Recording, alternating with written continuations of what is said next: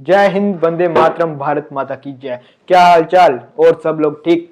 तो आओ आज शुरू करते हैं एक नया टॉपिक जो तुम्हें किसी किताब में नहीं मिलने वाला, ना कोई एनसीईआरटी में मिलने वाला।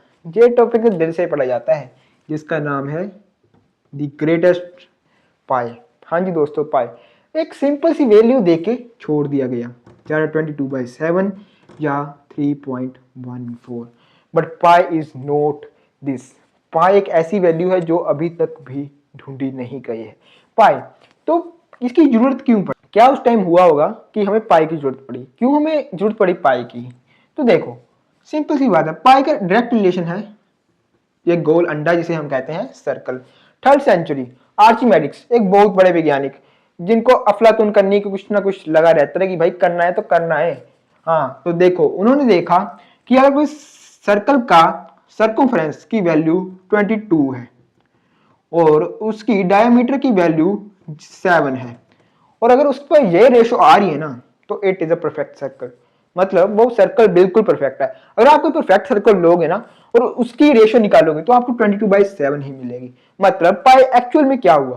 पाई एक्चुअल में हुआ C/D। C का मतलब सर्कमफ्रेंस, D का मतलब डायामीटर। और pi is the 16th letter of Greek. मतलब पाई उनकी एबीसीडी का 16th लेटर है और जैसे हमारी एबीसी होती है उनकी भी एबीसी होती है, अल्फा, बीटा, चार्ली, डेल्टा, ऐसे। तो उसका ये 16th वर्ड है, ये ग्रीक वर्ड है। मेन भी उनमें कोई उस टाइम इसकी इंपॉर्टेंस हो गई तो उन्होंने इसे इसलिए सिलेक्ट किया होगा। हर चीज का रीजन होता है। तो देखो अगर मैं बोलूं कि अगर पाई की वैल्यू C/D है तो हाँ जी आप कहोगे है तो है, तो हम D को क्या लिख सकते हैं? D को लिख सकते हैं 2R। और अगर मैं 2R को उधर भेज दूं तो आप लिख करोगे 2πr। क्या बना? सर्कमफ्रेंस, जिसे रटते आ रहे थे। तो ये इतना आसान फॉर्मूला था। मतलब जो 2πr सर्कमफ्रेंस है ना, ये फॉर्मूला ये पाई की डेफिनेशन है एक ना तरीके से। और अगर हम इसे थोड़ा और सिंप्लीफाई कर दी छोटा सा तो ये बनेगा d pi. d pi is equal to c। और अगर फॉर एग्जांपल चलो एक चीज करते हैं, देखते हैं क्या आप पता आप इसका आंसर दे दो। अगर मैं आपको एक सर्कल दूं और उसका डायमीटर दूं 7 तो आप क्या करोगे? आप करोगे भैया इसका 7 है, काटा तो रेडियस आ गया आपका 7/2। तो हो गया बिल्कुल ठीक। आप करोगे सी के फॉर्मूले में डाल दो 2 × 7/2 इंटू क्या हुआ 22/7। हाँ जी ठीक है, 7 से 7 गया, 2 से 2 गया, सर्कमफ्रेंस आपका आ गया 22। बट अगर आप ये वाला फॉर्मूला यूज करते d/c ये वाला तो आपको फिर रेडियस निकालने की जरूरत ही नहीं पड़ती। आप डायरेक्ट करते क्या 7 × पाई इंटू सी, 7 × 22/7 इंटू सी की वैल्यू 22 सेंटीमीटर। आप कभी सोच पाए ऐसा?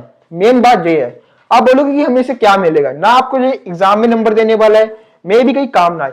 बट अगर आप नॉलेज करते हो ना, आपको पता लगता है ना कि चीजें कहां से आ रही है, तो आप में एक अलग सा ना मतलब कि उनके प्रति वो होता है, एक अलग सी क्यूरियोसिटी आती है आप में कि आप उन चीजों को जान सको। और जब आप उन चीजों को जानते हो ना तब आपको में पता लगता है कि आप उनसे और शॉर्ट फॉर्म में बना सकते हो। अब हमने ऐसे इस पाई की डेरिवेशन की तो हमने देखा कि ये 2r पाई हो रहा है, मेरा डायमीटर इंटू पाई। अगर मैं किसी और को कहता तो पहले ये करता कि पहले रेडियस निकालता और फिर सर्कमफ्रेंस निकालता। बट अगर आपने ये चीज पढ़ी है तो आप डायरेक्ट करते, आप सबसे पहले सीधा डायमीटर डालते, पाई रखते और सीधे सर्कमफ्रेंस निकाल लेते। ये फायदा होता है, इट्स एडवांटेज कि अगर आप चीजों को समझ के करते हो या चीजों को रट के करते हो। अगर आप चीज को समझ के कर रहे हो तो आप अपना टाइम बचा रहे हो और आप अपनी नॉलेज को बढ़ा रहे हो। तो मिलते हैं नेक्स्ट वीडियो में। I hope it's a good video. तब तक के लिए जय हिंद।